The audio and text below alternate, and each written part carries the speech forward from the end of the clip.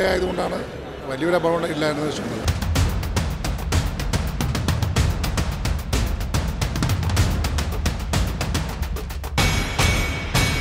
മുൻകാലങ്ങളിലും ഇത്തരത്തിലുള്ള അപകടങ്ങൾ ഉണ്ടായിട്ടുണ്ടെന്ന് പറയപ്പെടുന്നു. അപ്പോൾ അത്തരം സന്ദർഭങ്ങളിൽ ഇതിനെ ഗൗരവമായി എടുത്തിരുന്നെങ്കിൽ ഇന്നുണ്ടായ ദുരന്തം ഒഴിവാക്കാൻ കഴിയുമായിരുന്നു. നമസ്കാരം. കൊച്ചി കപ്പൽശാലയിലുണ്ടായ ഒരു ദുരന്തത്തിന്റെ ഞെട്ടലിലാണ് കേരളം. കപ്പലിന്റെ പേര് സാഗർ ഭൂഷൺ. 30 വർഷമായ അറ്റകുറ്റപ്പണി കൊച്ചിയിൽ. ഡ്രൈഡോക്ക് എന്ന അതീവ സുരക്ഷാ മേഖലയിലായിരുന്നു പൊട്ടിത്തെറി. ബല്ലാസ് ടാങ്ക് എന്ന കപ്പലിന്റെ സ്ഥിരത നിലനിർത്തുന്ന ഇടുങ്ങിയ ടാങ്കുകളിലൊന്ന് പൊട്ടിത്തെറിച്ചു. 5 മരണം, 2 പേർക്ക് പരിക്ക്, ഒരാളുടെ നില ഗുരുതരം. മരിച്ചവരൊക്കെയും മലയാളികൾ. എങ്ങനെയാണ് വലിയ ദുരന്തമുണ്ടായതെന്ന് ഇപ്പോഴും ധാരണയില്ല. വാട്ടർ ടാങ്കിന്റെ ഒരു ഭാഗത്ത് വാതകം നിറഞ്ഞതാണ് അപകട കാരണമെന്ന് പറയുമ്പോഴും എന്തു വാതകമാണെന്നോ എങ്ങനെയാണ് വാതകം നിറഞ്ഞതെന്നോ ആർക്കും അറിയില്ല. രാജ്യാന്തര തലത്തിൽ തന്നെ വലിയ സുരക്ഷാ മാനദണ്ഡങ്ങൾ പാലിച്ചു മാത്രമാണ് ഇത്തരം അറ്റകുറ്റപ്പണികൾ നടക്കുക. എന്നിട്ടും എന്താകും കൊച്ചി കപ്പൽശാലയിലെ അപകടത്തിന് കാരണം? ഈ സംഭവം ഉണ്ടായത് 9:15 10:30 പോലീസിന് കാര്യമായ ധാരണയില്ല. ഏതൊക്കെ തൊഴിലാളികളാണ് ബല്ലാസ് ടാങ്കിനുള്ളിൽ ഇറങ്ങിയതെന്നോ ആരൊക്കെയാണ് മരിച്ചതെന്നോ ആർക്കൊക്കെയാണ് പരിക്കെന്നോ ഉള്ള വിവരങ്ങൾ വരാൻ പിന്നെയും വൈകി. സ്വകാര്യവൽക്കരണത്തിലേക്ക് പോവുകയാണ് കപ്പൽശാല. മറ്റു പല പൊതുമേഖലാ സ്ഥാപനങ്ങളും എന്ന പോലെ കപ്പൽശാലയുടെ ഓഹരി വിറ്റഴിക്കുന്നതിലാണ് കേന്ദ്രത്തിന് കമ്പം. സ്വകാര്യവൽക്കരണത്തിലേക്ക് പോകുമ്പോൾ കപ്പൽശാലയുടെ ഭരണനിർവഹണത്തിൽ കൊടിയ അനാസ്ഥയെന്ന വിമർശനങ്ങൾ ഉയരുന്നുണ്ട്. എന്താണ് സാഗർ ഭൂഷൺ കപ്പലിൽ ഉണ്ടായത്? ഭാവിയിലെങ്കിലും ഇത്തരം അപകടങ്ങൾ ഒഴിവാക്കാൻ ചെയ്യേണ്ടത് എന്താണ്? പരിശോധിക്കാം.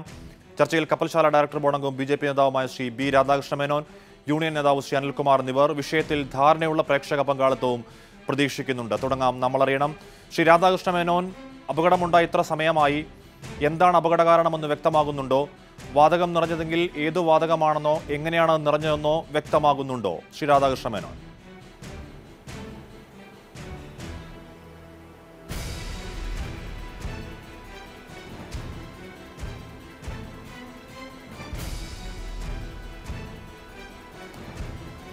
അപകടത്തെ സംബന്ധിച്ച് കപ്പൽശാല നിശ്ചയിച്ച അന്വേഷണം നടന്നു വരുന്നതേ ഉള്ളൂ. ഞാൻ ആദ്യമായി ഈ ദാരുണ സംഭവത്തിൽ മരണപ്പെട്ട തൊഴിലാളി കുടുംബങ്ങൾ, ആ മരണത്തിൻ്റെ വേദന അനുഭവിക്കുന്ന തൊഴിലാളി കുടുംബങ്ങളുടെ ദുഃഖത്തിൽ പങ്കുചേരുന്നു. ഒപ്പം ആയിരക്കണക്കിന് ഇവിടുത്തെ തൊഴിലാളികളുടെ ദുഃഖത്തിലും നമ്മുടെ കേരളത്തിൻ്റെ പൊതുവായ ദുഃഖത്തിലും പങ്കുചേരുന്നു. ഡയറക്ടർ എന്നുള്ള നിലയിൽ അവരുടെ ആത്മാക്കളുടെ നിത്യശാന്തിക്ക് വേണ്ടി പ്രാർത്ഥിക്കുന്നു. തീർച്ചയായിട്ടും ഈ സംഭവം ഉണ്ടാകാൻ പാടില്ലാത്തതായിരുന്നു. പക്ഷേ നമുക്കറിയാം, അപകടം എന്ന് പറയുന്നത് ഒരിക്കലും നമ്മൾ പ്രതീക്ഷിക്കുമ്പോഴല്ല കടന്നു വരിക. അപ്പോൾ കൊച്ചി കപ്പൽശാല ഭാരതത്തിൻ്റെ അഭിമാനകരമായ ഒരു സ്ഥാപനമാണ്. ഇപ്പോൾ ഇന്ത്യയുടെ പല ഭാഗത്തും കപ്പൽശാലയുടെ വികസനത്തിൻ്റെ ഭാഗമായിട്ടുള്ള പുതിയ പ്രോജക്റ്റുകൾ പോലും ആരംഭിക്കാൻ തീരുമാനിച്ചിരിക്കുന്ന ഒരു ഘട്ടവുമാണ്. അപ്പോൾ ഇത്തരം ഒരു ഘട്ടത്തിൽ ഇങ്ങനെയൊരു സംഭവമുണ്ടായത് വളരെ ഞെട്ടലോടെയാണ് രാജ്യം നോക്കിക്കാണുന്നത്. കേന്ദ്ര സർക്കാരും മിനിസ്ട്രിയും അതിനെ ഗൗരവപൂർവ്വം നോക്കിക്കാണുകയും അത് സംബന്ധിച്ച വിവരങ്ങൾ കപ്പൽശാലയിൽ വിളിച്ച് അന്വേഷണം നടത്തുകയും ചെയ്തിട്ടുണ്ട്. തീർച്ചയായിട്ടും ഇവിടെ സൂചിപ്പിക്കപ്പെട്ടതുപോലെ ഈ കാര്യം വളരെ ഗൗരവത്തോടെ നോക്കിക്കാണുന്ന ഗവൺമെൻറ്റാണ് കേന്ദ്രത്തിലുള്ളത്. ഈ കാര്യത്തെ സംബന്ധിച്ച് ഓഹരി വിറ്റഴിക്കലുമായി ചേർത്ത് പറയുന്നതിൽ ഒരർത്ഥവുമില്ല. കാരണം ഓഹരി വിറ്റഴിച്ചു എന്ന് പറയുന്നത് അങ്ങനെ ഓഹരി വിറ്റഴിക്കൽ വഴി ഒരു വലിയ സ്വകാര്യവൽക്കരണമല്ല ഇവിടെ നടന്നിട്ടുള്ളത്. കപ്പൽശാലയുടെ വികസനത്തിന് വേണ്ടി കേവലം 25% ഓഹരി. അതേസമയം കേന്ദ്ര സർക്കാരിൻ്റെ പരിപൂർണ നിയന്ത്രണത്തിൽ തന്നെയാണ് ഇപ്പോഴും കപ്പൽശാല മുന്നോട്ട് പോകുന്നത്. ശാൽകുമാർ പറയട്ടെ, അത് തൊഴിലാളി യൂണിയനുകളുടെ ശക്തമായ പ്രതിഷേധം അവിടെയുണ്ട്. അതുകൊണ്ടാണ് പൂർണ്ണാർത്ഥത്തിൽ മറ്റ് പല പൊതുമേഖലാ സ്ഥാപനങ്ങളും എന്ന പോലെ അതിൻ്റെ സ്വകാര്യവൽക്കരണ നടപടികൾ മുന്നോട്ട് പോകാൻ കഴിയാത്ത ശ്രീ രാധാകൃഷ്ണ മേനോൻ. ഇതിലെ സംശയമുണ്ടാകുന്ന ഒരു കാര്യം, അപകടമുണ്ടാകുന്നത് 9:15 10 മണിക്കും പോലീസിന് അറിയില്ല, 10:30 പോലീസിന് അറിയില്ല. ആശുപത്രിയിൽ ഇവരെ എത്തിക്കുമ്പോൾ മാത്രമാണ് പോലീസിന് അക്കാര്യം അറിയാൻ കഴിയുന്നത്. ആരാണ് ഈ മേഖലയിൽ ഇറങ്ങിയവരെന്ന് അറിയാൻ കഴിയുന്നില്ല. ആർക്കാണ് പരിക്കേറ്റവരെന്ന് അറിയാൻ കഴിയുന്നില്ല. കപ്പൽശാലയുടെ വിസ്തീർണം വരാൻ പിന്നെയും ഒരുപാട് വൈകുന്നു. അപ്പോഴാണ് എന്താണ് മറച്ചുവെക്കാൻ അവിടെ ഉണ്ടായിരുന്നത് എന്ന സംശയം സ്വാഭാവികമായും ഉയരുന്നു. ശ്രീ രാധാകൃഷ്ണ മേനോൻ.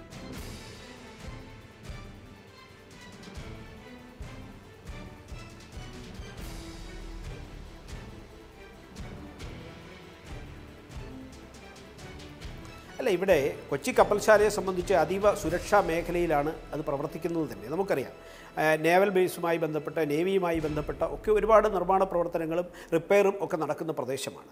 അതുകൊണ്ട് തന്നെ ആ സുരക്ഷാ മേഖലയിൽ ഉണ്ടാകുന്ന ഒരു സംഭവം അത് അതീവ സെക്യൂരിറ്റിയുള്ള പ്രദേശത്തുണ്ടായതായതുകൊണ്ട് സ്വാഭാവികമായും പെട്ടെന്ന് മീഡിയാസിനോ അല്ലെങ്കിൽ മറ്റുള്ളവർക്കോ കടന്നു വരാൻ കഴിയാത്തത് കൊണ്ട് ഉണ്ടായ ഒരു അതിനെക്കുറിച്ച് മനസ്സിലാക്കുന്നതിൽ ചില കാലതാമസം ഉണ്ടായി എന്ന് സൂചിപ്പിക്കുന്നു എന്നതിനപ്പുറത്ത് അതിനകത്ത് മറ്റ് ദുരൂഹതകളൊന്നും ആരോപിക്കേണ്ടതില്ല. അല്ല, അങ്ങ് പറയുന്ന ഈ ഭാഗിക സ്വകാര്യവൽക്കരണത്തിൽ ഈ ഭാഗിക സ്വകാര്യവൽക്കരണത്തിന്റെ 25% എന്ന് പറഞ്ഞ സ്വകാര്യവൽക്കരണത്തിൽ ഇതിന്റെ PR ഏജൻസിയും വരുന്നുണ്ടല്ലോ ശ്രീ രാധാകൃഷ്ണ മേനോൻ.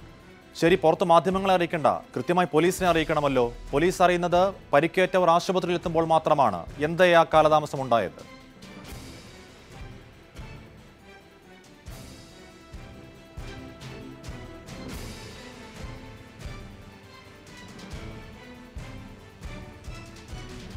അല്ല, അത് തീർച്ചയായിട്ടും അങ്ങനെ കപ്പൽശാലയ്ക്കുള്ളിൽ ആ തരത്തിലുള്ള എന്തെങ്കിലും കാലതാമസമോ പ്രശ്നങ്ങളോ ഉണ്ടായിട്ടുണ്ടോ എന്നുള്ള കാര്യം പോലും അതിന് അന്വേഷിക്കാൻ വേണ്ടി തന്നെയാണ് ഓപ്പറേഷൻസ് ഡയറക്ടറുടെ നേതൃത്വത്തിൽ ഒരു സമിതിയെ നിയോഗിച്ചിട്ടുണ്ട്. അതേപോലെ ഇത് സംബന്ധിച്ചിട്ട് സംഭവ സ്ഥലത്ത് പോലീസിൻ്റെ അന്വേഷണം നടന്നു വരുന്നുണ്ട്. അപ്പോൾ തീർച്ചയായിട്ടും അങ്ങനെയുള്ള വീഴ്ചകൾ എന്തെങ്കിലും ഉണ്ടായിട്ടുണ്ടെങ്കിൽ അക്കാര്യം മനസ്സിലാക്കാൻ കഴിയും. കാരണം കൊച്ചി കപ്പൽശാല എന്ന് പറയുന്നത് ഒരേ സമയം ഏതാണ്ട് 10,000-ലധികം ആളുകൾ തൊഴിലെടുക്കുന്ന ഒരു വലിയ സ്ഥാപനമാണ്. അപ്പോൾ ആ സ്ഥാപനത്തിൻ്റെ സ്വഭാവമനുസരിച്ചിട്ട് അതിനുള്ളിലെ സെക്യൂരിറ്റി കാര്യങ്ങൾ പരിശോധിക്കാനും അതിന് ഉറപ്പുവരുത്താനും ബാധ്യതയുള്ള സംവിധാനങ്ങളുണ്ട്. അവധി ദിവസമായതുകൊണ്ട് ശരി, ഞാൻ തിരികെ അനിൽകുമാർ, രാജ്യത്തിന്റെ അഭിമാനമാണ് കൊച്ചി കപ്പൽ നിർമ്മാണശാല എന്നുള്ളതാണ് ശ്രീ രാധാകൃഷ്ണ മേനോൻ പറയുന്നത്. അത് സ്വകാര്യവൽക്കരണത്തിലേക്ക് പോവുകയാണ് കേന്ദ്ര സർക്കാർ. 100% സ്വകാര്യവൽക്കരണത്തിലേക്ക് പോകാത്തതിന് കാരണം നിങ്ങളടക്കം ഉയർത്തുന്ന വലിയ പ്രതിഷേധമാണ്. അതുകൊണ്ടാണ് ഭാഗിക സ്വകാര്യവൽക്കരണത്തിൽ ഇപ്പോഴും അത് നിൽക്കുന്നത്. അതുകൊണ്ട് രാജ്യത്തിന്റെ അഭിമാനം അവിടെ നിൽക്കട്ടെ. ഈ പറയുന്ന ടാങ്ക് പൊട്ടിത്തെറിക്കാൻ ഒരു സാധ്യതയുമില്ലാത്ത ടാങ്കാണ് ഈ ബെല്ലാസ് ടാങ്ക് എന്ന് പറയുന്നത്. വാതകം ഒരു തരത്തിലും നിറയാൻ സാധ്യതയില്ലാത്ത ടാങ്കാണ് ബെല്ലാസ് ടാങ്ക് എന്ന് പറയുന്നത്. മാത്രമല്ല, അവിടെ വാതക സാന്നിധ്യമുണ്ടോ എന്നുള്ള കാര്യമടക്കം കൃത്യമായി പരിശോധിച്ചതിന് ശേഷം മാത്രമേ അതിനുള്ളിലേക്ക് ജീവനക്കാർ ഇറങ്ങാൻ കഴിയുകയുള്ളൂ. കൃത്യമായ ചില സുരക്ഷാ വീഴ്ചകൾ ഉണ്ടായിട്ടുണ്ട്. അനിൽകുമാർ, അല്ല, ഇതിൽ യഥാർത്ഥത്തിൽ നടക്കേണ്ടത് വളരെ സ്വതന്ത്രമായ ഒരു അന്വേഷണം ഇക്കാര്യത്തിൽ വേണം. അപ്പോൾ ഞങ്ങൾ ട്രേഡ് യൂണിയനുകളും അത്തരം ഒരു ആവശ്യം തന്നെയാണ് ഉന്നയിച്ചിട്ടുള്ളത്. ഷിപ്പ്യാർഡ് നടത്തുന്ന അന്വേഷണത്തെ കൂടാതെ ഇവിടെ അദ്ദേഹം തന്നെ സൂചിപ്പിച്ചതുപോലെ പോലീസിൻ്റെ അന്വേഷണം നടക്കുന്നുണ്ട്. സംസ്ഥാന സർക്കാരിൻ്റെ ഇത്തരം സുരക്ഷാ കാര്യങ്ങളെല്ലാം പരിശോധിക്കുന്ന ഫാക്ടറീസ് ആൻഡ് ബോയിലേഴ്സ് വകുപ്പ് അന്വേഷിക്കുന്നുണ്ട്. കേന്ദ്ര ഗവൺമെൻറ് ഇക്കാര്യത്തിൽ സ്വതന്ത്രമായ ഒരു അന്വേഷണം നടത്തണം. കാരണം ഇത് വളരെ സീരിയസ് ആയൊരു കാര്യമാണ്. ഇവിടെ ഞാനിപ്പോൾ ബഹുമാന്യനായ ധനകാര്യ വകുപ്പ് മന്ത്രി ശ്രീ തോമസ് ഐസക്കുമായി ഈ വീടുകളിലെല്ലാം പോകുമ്പോൾ വളരെ ശോകമൂകമായ സാധാരണ വീട്ടുകാരുടെ ഒരു അന്തരീക്ഷം, നമുക്ക് അവരുടെ ആ ജീവനുകൾ ഒരിക്കലും തിരിച്ചു കൊടുക്കാൻ കഴിയുന്നതല്ല. ശ്രീ രാധാകൃഷ്ണൻ ഇപ്പോൾ പറയുന്ന കാര്യത്തിൽ എനിക്ക് തോന്നുന്നത് സ്വകാര്യവൽക്കരണവുമായി ബന്ധപ്പെട്ട് തന്നെ യഥാർത്ഥത്തിൽ ഇത് പരിശോധിക്കപ്പെടേണ്ടതാണ്. എത്ര വളരെ തന്ത്രപ്രധാനമായ ഒരു മേഖലയിലാണ് കൊച്ചിൻ ഷിപ്പ്യാർഡ് നിൽക്കുന്നത്. നിങ്ങൾ മനസ്സിലാക്കേണ്ടത്, കഴിഞ്ഞ തവണ NDA സർക്കാരിൻ്റെ കാലത്ത് ഈ ലോകത്തെ എല്ലാ സ്ഥാപനങ്ങളും വിൽക്കുന്നത് പോലെ ഷിപ്പ്യാർഡ് വിൽക്കാൻ തീരുമാനിച്ചപ്പോൾ അന്നത്തെ പ്രതിരോധ വകുപ്പ് മന്ത്രിയാണ് അതിന് ഏറ്റവും കൂടുതൽ എതിർത്തത്. കാരണം ട്രേഡ് യൂണിയൻ നേതാക്കന്മാർ ചെന്ന് കണ്ടപ്പോൾ സദേൺ നേവൽ കമാൻഡിനോട് ഏറ്റവും പ്രോക്സിമിറ്റിയിലുള്ള ഒരു സ്ഥാപനം, നമ്മുടെ രാജ്യത്തിൻ്റെ സുരക്ഷയുമായി ബന്ധപ്പെട്ട് പോലും പ്രാധാന്യത്തോടു കൂടിയ ഒരു സ്ഥാപനമാണ് എന്ന് പറഞ്ഞതിൽ നിന്നും യഥാർത്ഥത്തിൽ സ്വകാര്യവൽക്കരണം എത്ര വലിയ ഭീഷണിയാണ് അത് വരുത്തുന്നത് എന്ന കാര്യത്തിൽ സംശയമില്ല. സ്വകാര്യവൽക്കരണം കൊച്ചിൻ ഷിപ്പ്യാർഡിന്റെ വികസനത്തിന് വേണ്ടിയാണ് എന്നുള്ള വാദഗതിയെ ഈ കപ്പൽശാലയുടെ സുരക്ഷാ മേഖലയിലടക്കം ഈ സ്വകാര്യവൽക്കരണം ഗുരുതരമായ പ്രത്യാഘാതങ്ങൾ ഉണ്ടാക്കുന്നു എന്നുള്ള വിമർശനം നേരത്തെ ഉയർന്നതാണ്. മാത്രമല്ല, സ്വകാര്യവൽക്കരണത്തിലേക്ക് പോകുമ്പോൾ ഇപ്പോൾ ഉള്ള ഭരണ സംവിധാനത്തിൽ കടുത്ത അനാസ്ഥയുണ്ടെന്നുള്ള വിമർശനം ഉയരുന്നുണ്ട്. അപ്പോൾ ശരിവെക്കുന്നുണ്ട് ഈ സംഭവങ്ങളെല്ലാം ശ്രീ അനിൽകുമാർ അല്ലേ?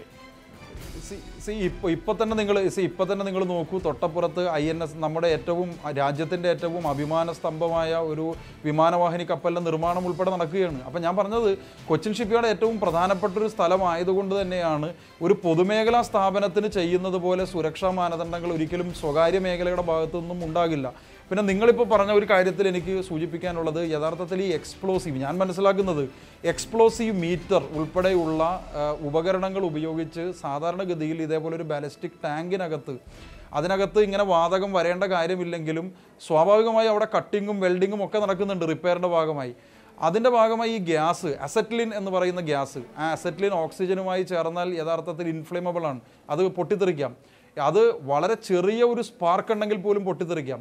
അപ്പോൾ യഥാർത്ഥത്തിൽ ഈ വാതകത്തിൻ്റെ അളവ് എന്താണ് എന്ന് മനസ്സിലാക്കാൻ ഒരു എക്സ്പ്ലോസീവ് മീറ്റർ എന്ന് പറയുന്ന ഉപകരണം ഉപയോഗിച്ച് ഇത് ടെസ്റ്റ് ചെയ്തതിന് ശേഷമാണ് യഥാർത്ഥത്തിൽ ഒരാൾക്ക് അതിനകത്ത് ഇറങ്ങാനോ അത് തുറക്കാനോ അതിനകത്തേക്ക് ഏതെങ്കിലും ഒരു നിർമ്മാണ പ്രവർത്തനത്തിന് വേണ്ടി ഇറങ്ങാൻ കഴിയുള്ളൂ. അപ്പോൾ അതിനകത്ത് എങ്ങനെ ലീക്കുണ്ടായി, ഇത് പരിശോധിക്കാതെയാണോ ഇറങ്ങിയിട്ടുള്ളത്? ഇപ്പോൾ തന്നെ മരണപ്പെട്ടിട്ടുള്ള 3 പേര് ഫയറുമായി ബന്ധപ്പെട്ട ജീവനക്കാരാണ് മരണപ്പെട്ടിട്ടുള്ളത്. അപ്പോൾ സ്വാഭാവികമായും താങ്കൾ ഇപ്പോൾ ഉദ്ദേശിച്ച കാര്യം വളരെ ഗൗരവത്തോടു കൂടി കൊച്ചിൻ ഷിപ്പ്യാർഡ് മാനേജ്മെന്റും കേന്ദ്ര സർക്കാരും എടുക്കണം. മലപ്പുറത്ത് നിന്ന് മജീദ്, എന്താണ് ഈ വിഷയത്തിൽ പറയാനുള്ളത്? ഹലോ പറയൂ മജീദ്.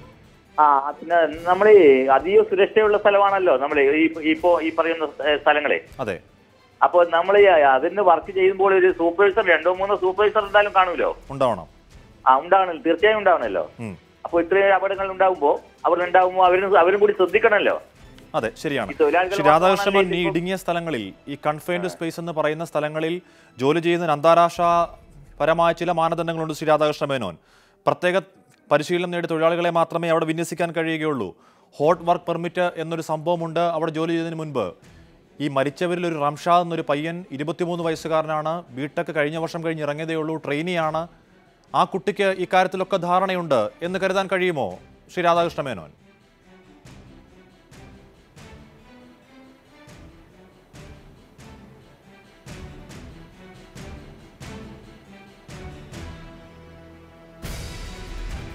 തീർച്ചയായിട്ടും അങ്ങ് പറഞ്ഞ അഭിപ്രായത്തോട് ഞാൻ ആ കാര്യത്തിൽ യോജിച്ചുകൊണ്ട് തന്നെ ഞാൻ പറയാം. ഇവിടെ അനിൽകുമാർ നേരത്തെ സൂചിപ്പിച്ച ഒരു കാര്യത്തിന് മറുപടി പറഞ്ഞുകൊണ്ട്, കാരണം അനിൽകുമാറിൻ്റെ പാർട്ടിയോ അല്ലെങ്കിൽ CITO നടത്തിയ പ്രതിഷേധം കൊണ്ടൊന്നുമല്ല 25% നിന്നത്. പ്രതിരോധ വകുപ്പിൻ്റെ നിർമ്മാണം എന്ന് പറഞ്ഞ പോയിന്റ് ശരിയാണ്. ഇന്ത്യ ഗവൺമെൻറ് പ്രതിരോധ മേഖലയിൽ ഈ കാര്യങ്ങൾ നിലനിർത്താൻ ആഗ്രഹിക്കുന്ന സർക്കാരാണ്. ആ നിർമ്മാണത്തിന് വേണ്ടി ഈ കമ്പനിയെ നിലനിർത്തുന്നു. പക്ഷേ തൊഴിലാളിയുടെ പ്രതിഷേധം മൂലം യഥാർത്ഥത്തിൽ ഇവിടുത്തെ അർഹതപ്പെട്ട തൊഴിലാളിക്ക് ആ ഓഹരി വിറ്റപ്പോൾ കിട്ടേണ്ട അംശം കിട്ടിയില്ല എന്ന യാഥാർത്ഥ്യം ഞാൻ ഈ അവസരത്തിൽ സാന്ദർഭികമായി സൂചിപ്പിക്കേണ്ടി വരുന്നതിൽ ഖേദമുണ്ട്.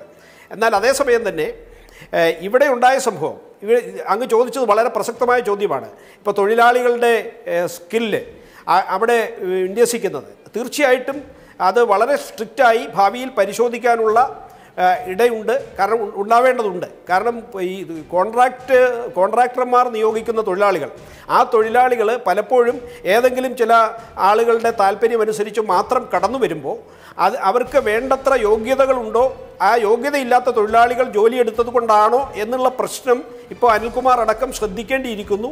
തീർച്ചയായിട്ടും അങ്ങനെയുള്ള കാര്യങ്ങൾ പരിശോധിക്കാനും ഇത് നമുക്ക് പ്രേരണ നൽകും.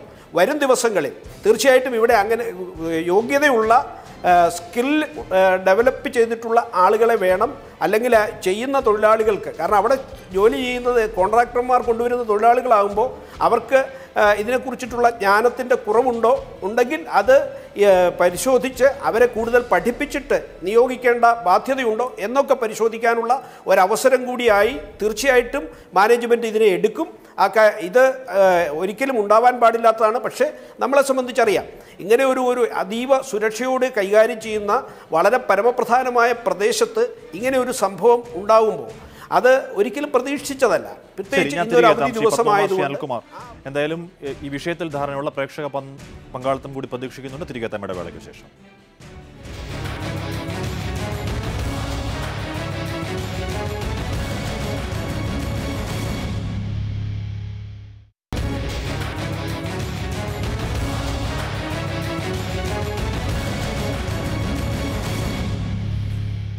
ഒഴിവാക്കാൻ കഴിയാവുന്ന ദുരന്തമായിരുന്നു കൊച്ചി കപ്പൽശാലയിൽ ഉണ്ടായിരുന്നതെന്നാണ് ചോദ്യം. അനിൽകുമാർ, അങ്ങ് നേരത്തെ പറയുകയുണ്ടായല്ലോ, മരിച്ചവരുടെ വീടുകളിൽ പോയി ശോകമൂകമാണ് അവിടുത്തെ സാഹചര്യം എന്നൊക്കെ. റംഷാ എന്ന് പറഞ്ഞ 23 വയസ്സുകാരൻ 2016 മാത്രം ബിടെക് പാസ്സായി ട്രെയിനിയായി കയറിയതാണ്. അപ്പോൾ എന്തായാലും ആ കുട്ടിക്ക് ഈ മേഖലയിൽ ആഴത്തിലുള്ള ധാരണയില്ല എന്നുള്ളത് വ്യക്തമാണ്. അപ്പോൾ ഈ മേഖലയിൽ ഇത്രമാത്രം അപകടകരമായ മേഖലകളിൽ വർക്ക് ചെയ്യുന്നതിന് സ്കിൽഡായിട്ടുള്ള ജീവനക്കാർ ഉണ്ടാകണം എന്നുറപ്പിക്കേണ്ടത് അനിവാര്യമാകുന്നില്ലേ? ആ ഉറപ്പിക്കൽ ഉണ്ടാകുന്നില്ലെങ്കിൽ നമ്മൾ അവരെ കൊലയ്ക്ക് കൊടുക്കുകയാണ് അനിൽകുമാർ. അതിൽ സംശയമില്ല. അതല്ലേ ശ്രീ രാധാകൃഷ്ണ മേനോൻ പറയുന്നത്. ഇതുമായിട്ട് സത്യത്തിൽ ഇവരുടെ നയം കൊണ്ടാണ് നമ്മുടെ നാട്ടിൽ പൊതുമേഖലാ സ്ഥാപനങ്ങളിൽ സ്ഥിരം ജീവനക്കാർക്ക് പകരം കാഷ്വൽ ജീവനക്കാരെ കൂടുതൽ വിന്യസിപ്പിക്കുന്നത് യഥാർത്ഥത്തിൽ ഒരു നയത്തിൻ്റെ ഭാഗമാണ്, യഥാർത്ഥത്തിൽ ആഗോളവൽക്കരണ നയത്തിൻ്റെ ഭാഗമായിട്ടാണ്. രണ്ട് തെറ്റാണ് നമ്മൾ അവരോട് ചെയ്യുന്നത്. ഒന്ന്, സാമ്പത്തികമായി സ്ഥിരം ജീവനക്കാർക്ക് കൊടുക്കേണ്ട വേതനമോ മറ്റ് ആനുകൂല്യങ്ങളോ അവർക്ക് കൊടുക്കേണ്ട, അവർക്ക് യാതൊരു ജോബ് സെക്യൂരിറ്റി ഇല്ല. മാത്രമല്ല ഇതുപോലെയുള്ള ചില അപകടങ്ങളും മറ്റു കാര്യങ്ങൾക്കുള്ള സാധ്യതയും നിൽക്കുന്നു. നമ്മൾ മനസ്സിലാക്കേണ്ടത് ഇപ്പോൾ ഈ മരിച്ച 5 പേരിൽ 4 പേര് കരാർ മേഖലയിലെ പണിയെടുക്കുന്ന ആളുകളാണ്. നമ്മളൊരു ചെറിയ സാമ്പത്തിക ആനുകൂല്യം കൊടുത്താൽ എങ്ങനെ അവരുടെ കുടുംബത്തെ നമുക്ക് നിലനിർത്താൻ കഴിയും? ഞങ്ങളിപ്പോൾ ആവശ്യപ്പെട്ടിട്ടുള്ള യഥാർത്ഥത്തിൽ അവർക്കൊരു ജോലി ഉൾപ്പെടെയുള്ള കാര്യങ്ങൾ ഷിപ്പ്യാർഡ് മാനേജ്മെൻറ്റ് യഥാർത്ഥത്തിൽ ഗൗരവമായി പരിശോധിക്കണം. പിന്നെ അദ്ദേഹം ഇപ്പോൾ രാജ്യസ്നേഹത്തെ പറ്റിയും സ്വകാര്യവൽക്കരണത്തെക്കുറിച്ച് ബന്ധപ്പെടുത്തി പറഞ്ഞു കേട്ടില്ലേ? നമ്മൾ മനസ്സിലാക്കേണ്ടത് അടുത്ത ADS കപ്പൽ നിർമ്മിക്കുന്ന ടെൻഡറിൽ നിന്നും അദ്ദേഹത്തിൻ്റെ സർക്കാർ കൊച്ചിൻ ഷിപ്പ്യാർഡിനെ അതിൽ പാർട്ടിസിപ്പേറ്റ് ചെയ്യാൻ പോലും സമ്മതിക്കാതിരുന്ന ആളുകളാണ് ഇപ്പോൾ വന്നിട്ട് രാജ്യസ്നേഹത്തെക്കുറിച്ചും കൊച്ചിൻ ഷിപ്പ്യാർഡിനെ കുറിച്ചും പറയുന്നത്. ഇവരുടെ പ്രതിരോധ വകുപ്പിൻ്റെ മുഴുവൻ ഓർഡറുകൾക്കും നഷ്ടത്തിൽ പ്രവർത്തിച്ചുകൊണ്ടിരിക്കുന്ന പിപ്പാവോ എന്ന് പറയുന്ന സ്വകാര്യ മേഖലയിലെ ഷിപ്പ്യാർഡുകൾക്ക് തീരെഴുതി കൊടുത്ത ആളുകളാണ് ഇത് പറയുന്നത്. LNGക്ക് വേണ്ടിയിട്ടുള്ള പുതിയ ഒരു കണ്ടെയ്നർ നിർമ്മിക്കേണ്ട സന്ദർഭം വന്നപ്പോൾ അതിന് കൊച്ചിൻ ഷിപ്പ്യാർഡിനെ പങ്കെടുപ്പിക്കാതിരുന്ന ആളുകളാണ് കൊച്ചിൻ ഷിപ്പ്യാർഡിനെ കുറിച്ച് പറയുന്നത്. അപ്പോൾ കൊച്ചിൻ ഷിപ്പ്യാർഡിന് ഇതുവരെ ഉള്ളതിൻ്റെ നേട്ടം എന്ന് പറയുന്നത് അത് പബ്ലിക് സെക്ടറിൽ ഏറ്റവും നന്നായി പ്രവർത്തിച്ചുകൊണ്ടിരുന്ന ഒരു സ്ഥാപനം എന്നുള്ളതുകൊണ്ടാണ്. അതുകൊണ്ട് ഞങ്ങളുടെ അഭ്യർത്ഥന എന്ന് പറയുന്നത് ഷിപ്പ്യാർഡ് യഥാർത്ഥത്തിൽ ഗൗരവമായി സർക്കാരിൻ്റെ ഉടമസ്ഥതയിൽ ഇപ്പോഴും 75% സർക്കാരിൻ്റെ ഉടമസ്ഥതയിൽ പ്രവർത്തിക്കുന്ന ഒരു സ്ഥാപനം എന്നുള്ള നിലയിൽ, നേരത്തെ റിഫൈനറിയിൽ ഒരു എക്സ്പ്ലോഷൻ ഉണ്ടായതിനു ശേഷം റിഫൈനറി എങ്ങനെയാണോ മറുപടിയുടെ വളരെ പെട്ടെന്ന് തിരികെ എത്തും ഇടവേളയ്ക്ക് ശേഷം.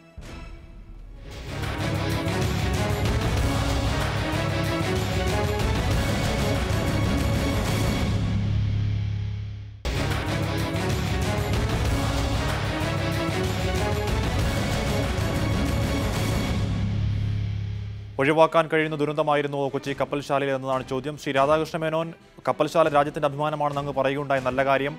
ആ നിലപാട് ആത്മാർത്ഥമാണെങ്കിൽ ഇന്ന് മരിച്ചവരിലേറെയും പാവപ്പെട്ട കരാർ ജോലിക്കാരാണ്, തുച്ഛമായ വരുമാനക്കാരാണ്, സ്ഥിരജോലി ഇല്ലാത്തവരാണ്. അവരെപ്പോലെയുള്ള ബാക്കിയുള്ളവരോട് ജോലി സ്ഥിരമാക്കുകയാണ്, അല്ലാതെ അടുത്ത 5 വർഷം കൊണ്ട് 12,000 കോടി ലാഭം പ്രതീക്ഷിക്കുന്ന ഒരു സ്ഥാപനത്തെ നശിപ്പിക്കലല്ല. ശ്രീ അനിൽകുമാർ പറയുന്നത് പോലെ കരാറുകൾ മാറ്റി നൽകിയും അല്ലാതെയുമൊക്കെ ഇഞ്ചിഞ്ചായി കൊല്ലുകയല്ല വേണ്ടത്. ശ്രീ രാധാകൃഷ്ണ മേനോൻ,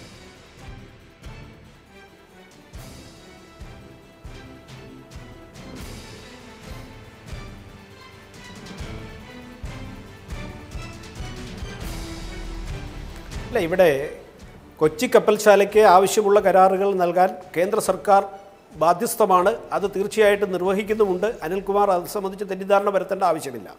അതേപോലെ ഇതിനെ സംബന്ധിച്ച് തൊഴിലാളികളെ സംബന്ധിച്ചിടത്തോളം കേരളത്തിൻ്റെ തൊഴിൽ സംസ്കാരം എന്ന് പറയുന്നത് തന്നെ ഏതെങ്കിലും ഒരു യൂണിയൻ്റെ മെമ്പർഷിപ്പ് എടുക്കുമ്പോൾ കിട്ടുന്ന അവരുടെ കാര്യശേഷി എന്നതിനപ്പുറത്ത് യഥാർത്ഥത്തിൽ കാര്യശേഷിയുള്ളവരാക്കി ഈ തൊഴിലാളികളെ മാറ്റാൻ ഉതകുന്ന ട്രെയിനിങ്ങും മാനദണ്ഡവും കേന്ദ്ര സർക്കാർ ഇന്ന് നിശ്ചയിച്ച് കഴിഞ്ഞിട്ടുള്ളതനുസരിച്ച് ഉണ്ട് എന്ന് ഉറപ്പുവരുത്താൻ, ഭാവിയിൽ ഇവിടെ ആ നിലയിൽ എന്തെങ്കിലും കുറവുണ്ടെങ്കിൽ അത് പരിശോധിക്കാനും തീർച്ചയായിട്ടും തയ്യാറാവും. അവരുടെ സുരക്ഷ ഉറപ്പുവരുത്തും, ജീവൻ്റെ സുരക്ഷ ഉറപ്പുവരുത്തും, തൊഴിലിൻ്റെ സുരക്ഷ ഉറപ്പുവരുത്തും. അവരെ സംബന്ധിച്ചിടത്തോളം എല്ലാവിധ സുരക്ഷയോടും കൂടി തൊഴിലെടുക്കാനുള്ള സാഹചര്യങ്ങൾ തീർച്ചയായിട്ടും ഉറപ്പുവരുത്താനുള്ള ബാധ്യത സർക്കാരിനുണ്ട്. അപ്പോൾ അത് നിർവഹിക്കുക തന്നെ ചെയ്യും. അക്കാര്യത്തിൽ ഒരു സംശയവും വേണ്ട. ഇവിടെ അപകടം ഉണ്ടാകേണ്ടിയിരിക്കുന്നു. ആ അപകടത്തിൽ 5 മരണവും ഉണ്ടായിരിക്കുന്നു. എന്തായാലും ഇനിയും നമുക്ക് ഒഴിവാക്കാൻ കഴിയാവുന്ന ഒരു ദുരന്തം ഉണ്ടാകാതിരിക്കട്ടെ, കൂടുതൽ ജീവനുകൾ നഷ്ടമാകാതിരിക്കട്ടെ എന്ന് മാത്രം പ്രാർത്ഥിക്കാം. നന്ദി ശ്രീ രാധാകൃഷ്ണ മേനോൻ, ശ്രീ അനിൽകുമാർ ചർച്ചയിൽ പ്രതികരിച്ചതിന്. ഇടവേള.